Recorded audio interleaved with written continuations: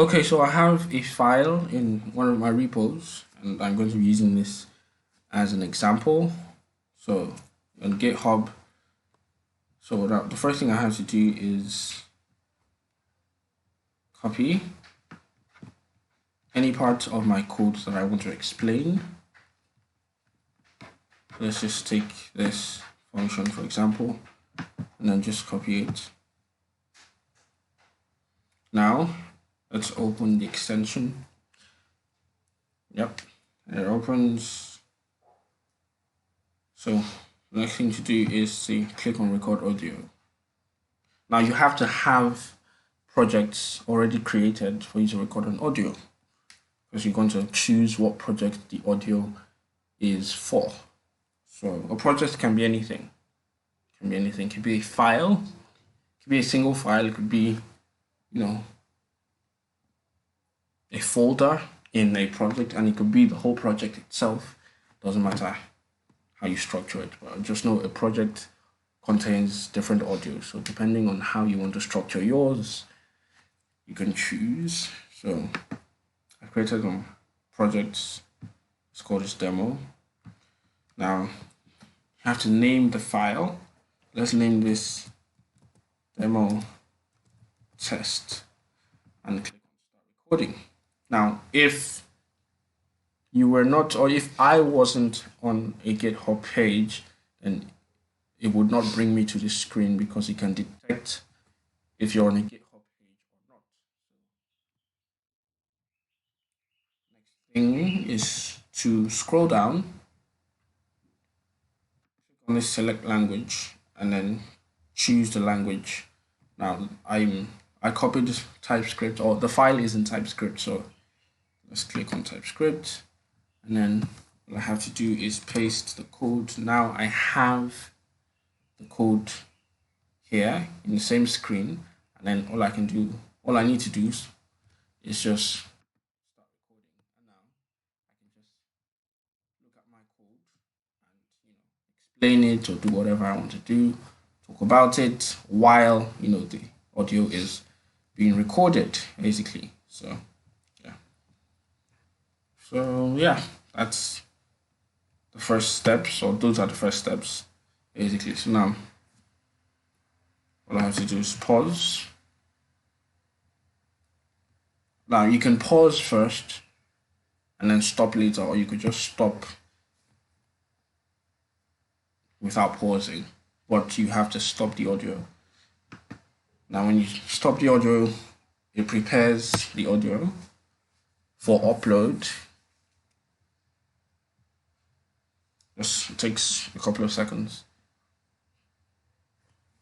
And then the audio is ready. Now all you have to do is, now if the upload takes more than 10 seconds, it brings you to this screen, basically, where it shows you the status of your task, or the upload task, basically. So when it's successful, you see it changes.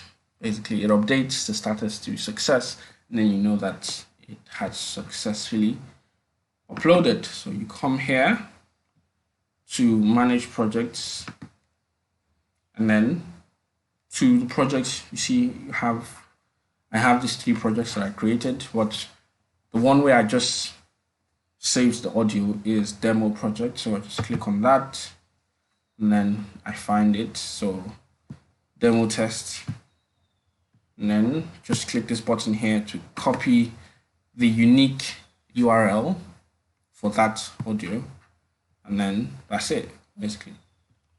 So now the next step is to edit this file and add the link here. So you just click this to edit,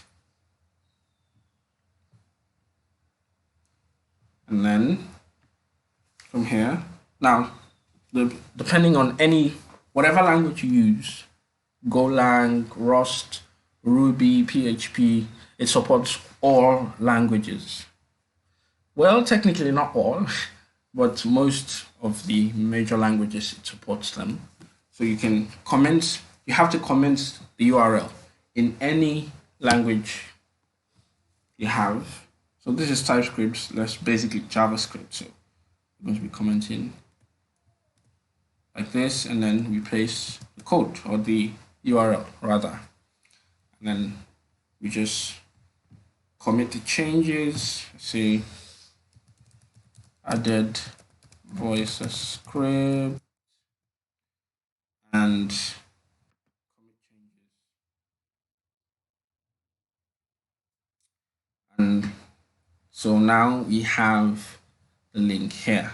So now what you or anyone else who has the VoisaScript extension can do is to just simply double tap or double click, rather not double tap, double click anywhere on the page, anywhere. Just double click and then watch the magic happen.